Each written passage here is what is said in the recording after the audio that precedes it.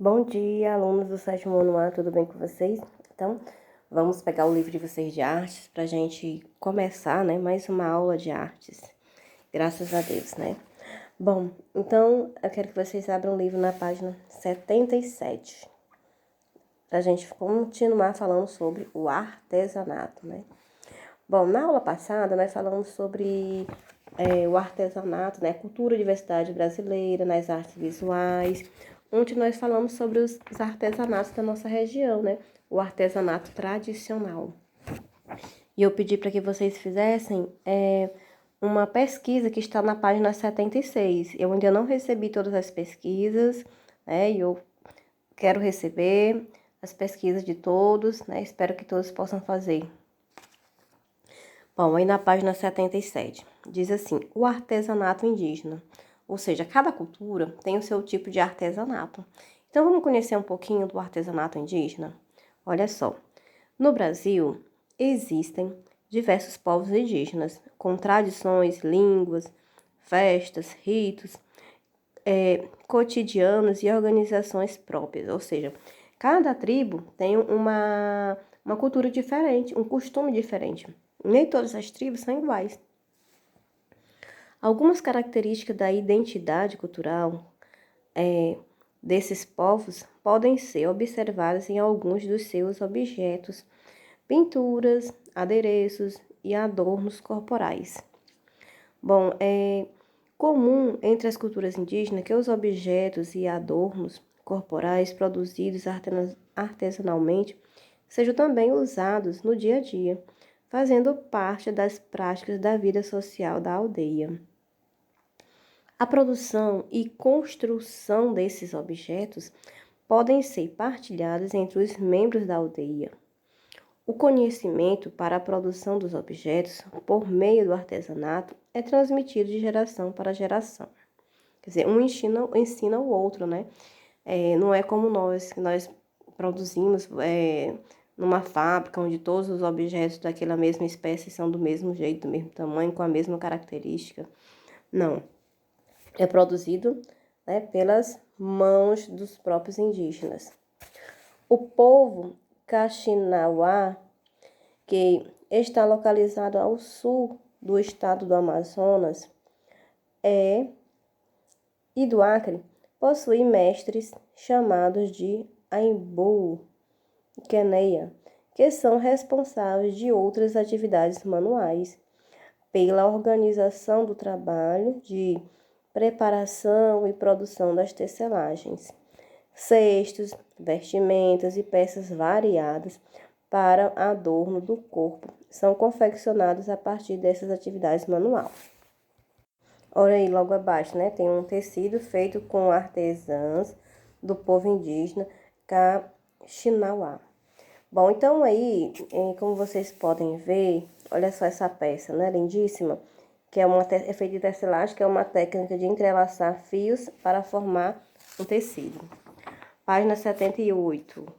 Bom, então temos aí outra forma de produção artesanal transmitida entre gerações são os bonecos, né? As bonecas produzidas pelos indígenas do povo Carajá, que habita principalmente os arredores do rio Araguaia, nos estados de Goiás e Tocantins.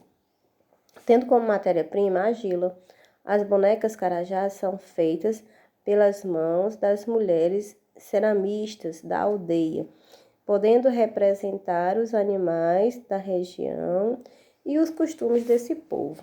Olha aí, né, como a imagem a gente está vendo.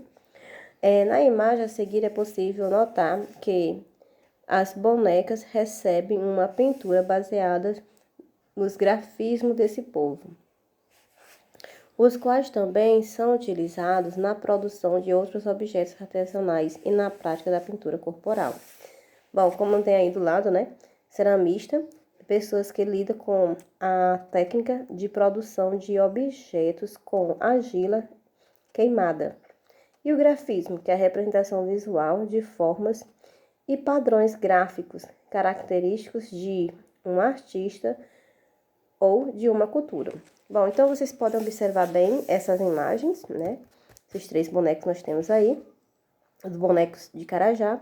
que são denominadas na língua, né, Iniribe, como Rixocó, né, lá na Ilha do Bananal, no Tocantins. Foi uma foto tirada em 2013. Bom, como a gente percebe, né, as características, olha só, né, os bonecos segurando alguma coisa, normalmente animais, né, estão sempre representando uma parte da cultura deles. Isso é algo muito rico, né? A gente perceber que eles transferem um pouco da cultura dele para outras pessoas, para que as pessoas possam conhecer através da forma da arte. Bom, a tinta para a pintura corporal é feita pelo carajá a partir de uma mistura preparada com a fruta genipapo. A prática da pintura em si já é um processo tradicional, no qual uma pessoa aplicada a tinta no corpo da outra, utilizando-se de uma vareta feita de palha para desenhar as linhas e pintar os preenchimentos. Com base nos padrões gráficos da pintura indígena em questão aqui no caso, né, que a gente pode perceber aí nas imagens.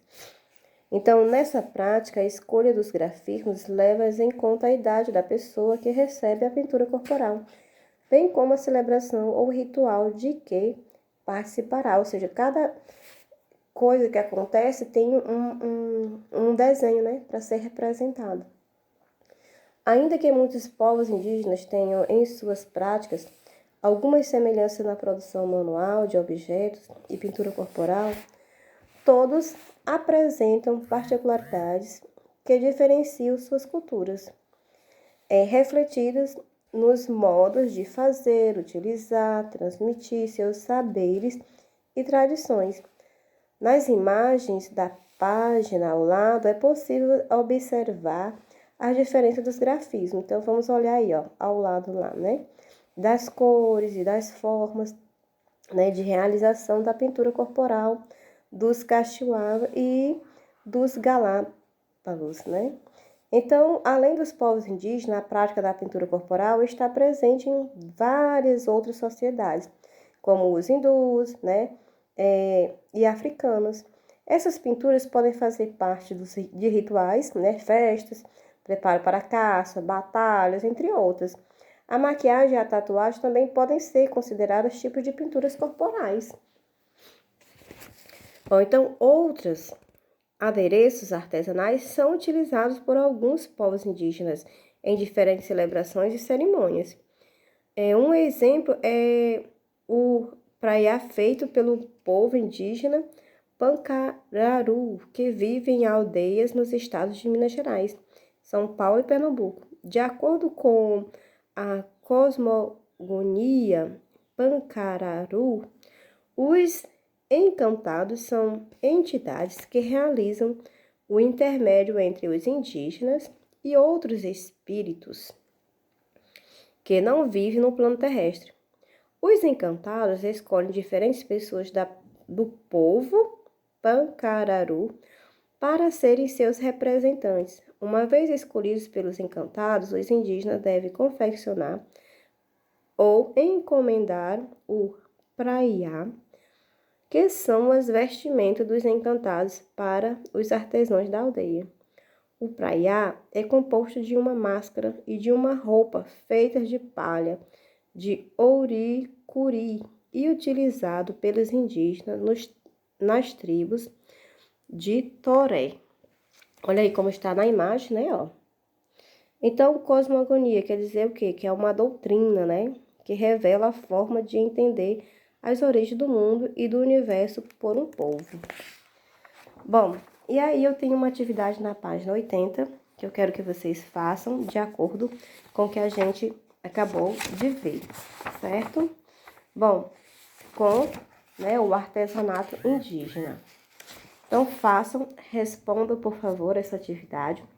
São apenas 3 questõezinhas, onde diz lá, né, outras vozes, né, o grupo, a Pina, um conselho formado por líderes de aldeias do povo, né, o Ajapi, localizado no estado do Amapá, foi criado em 1994 para organizar a luta pela demarcação da terra indígena dessa etnia.